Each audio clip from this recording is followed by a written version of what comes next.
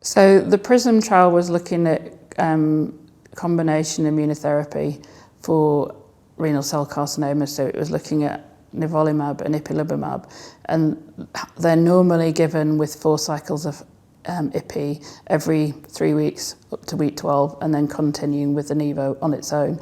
And what this was looking at is changing the schedule in the experimental arm of the Ipi, so it's given every 12 weeks to see the effect on toxicity and tolerability and things like that. So that was a phase 2 study, which also reported today. We were involved as one of the sites, but Dr. Vajidev was the CI, and it was a UK-wide study.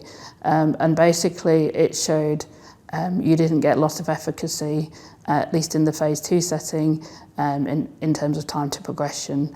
There's an initial overall survival, and I think there may well be an updated one, by giving the Ipi-Nivo, where the Ipi is given less frequently, and there were some benefits in terms of the toxicities as well that were decreased.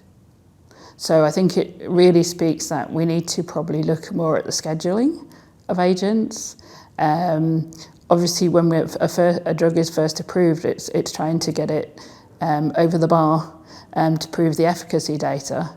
But there are lots of secondary questions that arise about, can we give it less often? How do we give it to maximise the benefits for patients? And I think the other session, the thing that today's session really showed is increasingly, maybe we need to do these trials if they're academic studies across more than one country, because we get the readout more quickly, so we can make a difference while the trials are still relevant.